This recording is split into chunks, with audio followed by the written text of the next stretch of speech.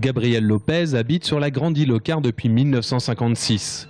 Pour lui, avoir la Loire comme voisine est un plaisir quotidien et pas une inquiétude.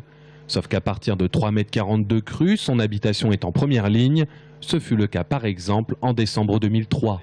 Hier dans le jardin, là, je marchais, je me suis enfoncé dans la terre parce que je pensais pas jusqu'au genou là. Mais sinon, on a relevé tous les meubles dans le garage et tout ça, enfin le congélateur, mais sinon, il n'y a rien eu de grave, quoi. Le quartier, le mini-village de la Grande Île aux Carres, de l'allée des Cerisiers à l'allée des Aubépines, comporte une quarantaine d'habitations, une petite centaine d'habitants.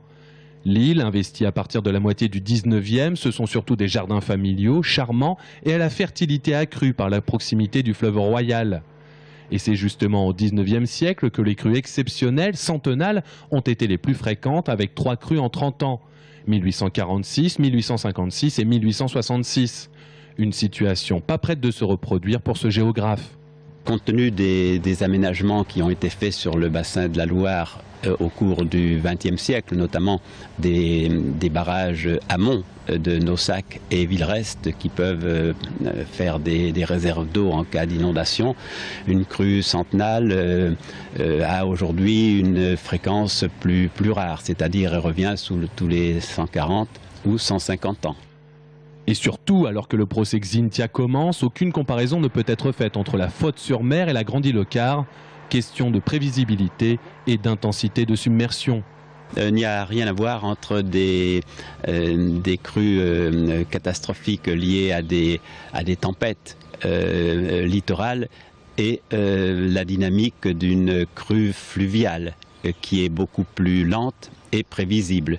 Un système d'alerte très performant existe aujourd'hui sur le bassin de la Loire, organisé à partir d'Orléans, et une crue est annoncée plusieurs jours à l'avance.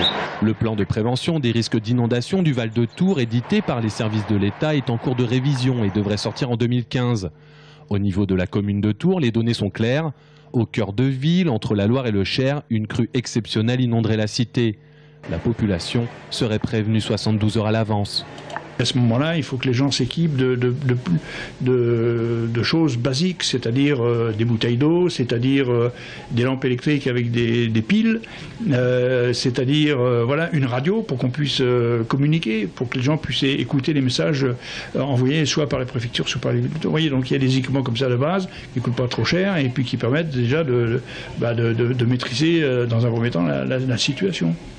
Sur la Grande Île aux Carres, aucun permis de construire ne peut plus être accordé, mais les habitations comme les terrains peuvent se vendre sans que la mairie n'opère son droit de préemption.